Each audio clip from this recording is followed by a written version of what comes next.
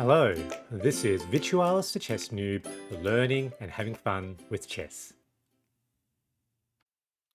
Alright, so today we're going to look at another game where I played the Max Lange defense version of the Vienna Gambit. And just as a reminder, the ordinary Vienna Gambit starts with e4, e5, knight c3, and then the opponent plays knight f6, and then the Vienna Gambit is f4 on move 3.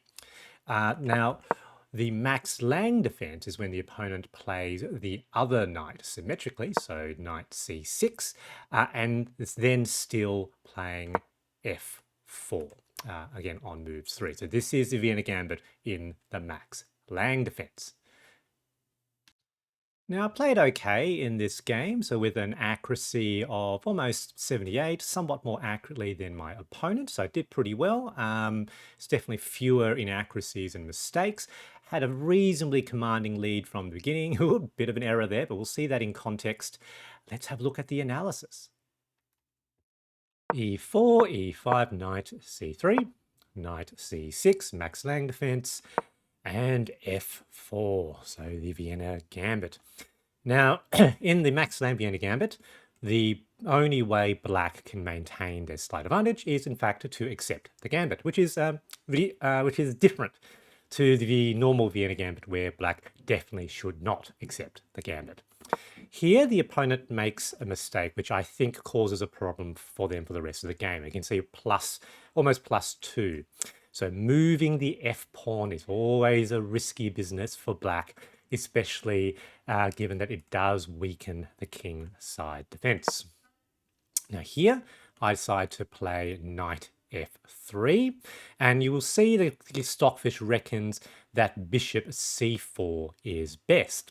However, if you look down this line, you'll see that, there's this crazy move coming down where the only way white maintains their advantage is to capture that knight on the back rank with bishop. So that's a completely odd, inhuman move. So I personally think that knight f3 is perfectly sensible and a perfectly fine move. You still keep some of that advantage.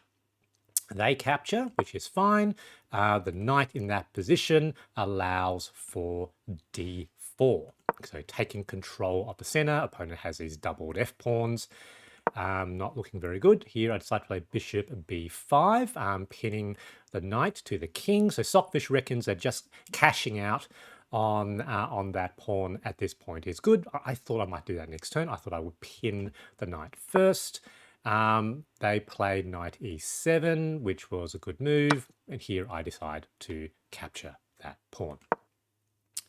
Bishop g4, and in this position, that's fine because I now have castles.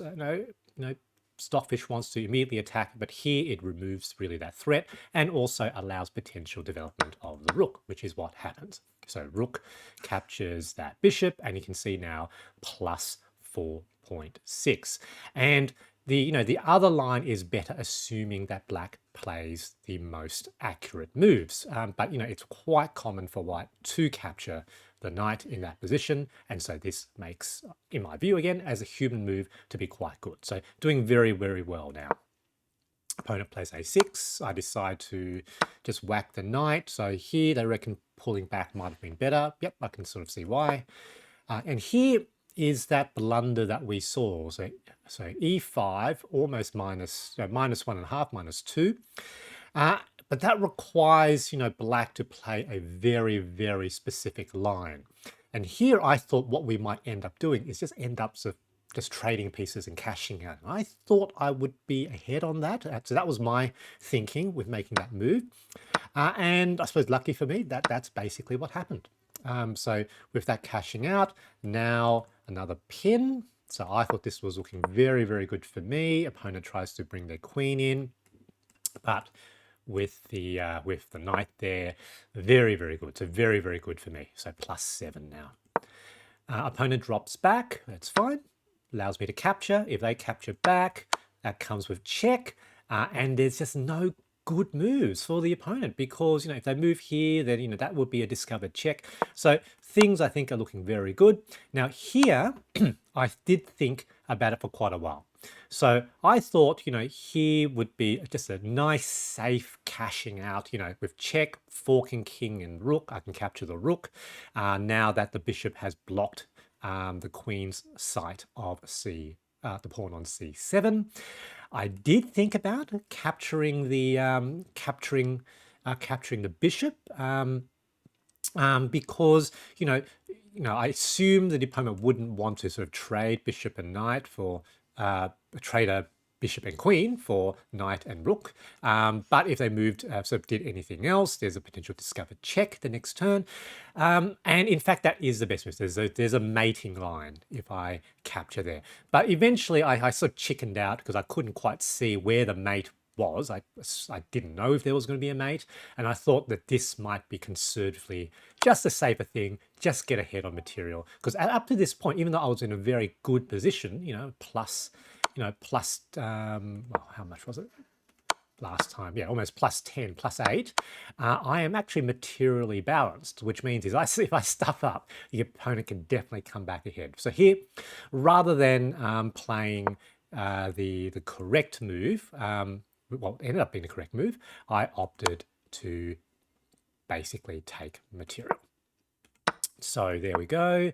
And here, my goal was just to make sure I don't lose any material back. So clearly, need to be careful. Move the knight back out. Interestingly, they thought knight here was best. I couldn't quite see that, I have to admit. Queen out of that pin. Now attacking, and now with check. And again here, I thought, I could just move the king out of the way. But I just wasn't sure. And so I eventually started to block with knight, and then the pressure starts to pile up. And here, because I have the piece advantage, I basically win this standoff. So here, the opponent should have just decided to break that strategy to capture, but they made a mistake trying to push a pawn, which I think is very natural. And now I've got an attack on their bishop, and I just have more pieces than they do. And so it doesn't matter with them cashing out. I finish, with king and rook with pawns versus king and pawns. And here, it's completely winning. So they try to move the king, but no go. The rook basically provides a force field where that king cannot pass. This is 3 versus 2, completely winning. So push, they try to, they make a move, but now that is a pass pawn. You cannot prevent promotion because the king cannot come across. Captures, no more forward mobility. They make one final move, and then the writing's on the wall, and they opted to resign. GG. 2 takeaways from this game. 1, you should think twice before moving your f-pawn in the opening outside of theory.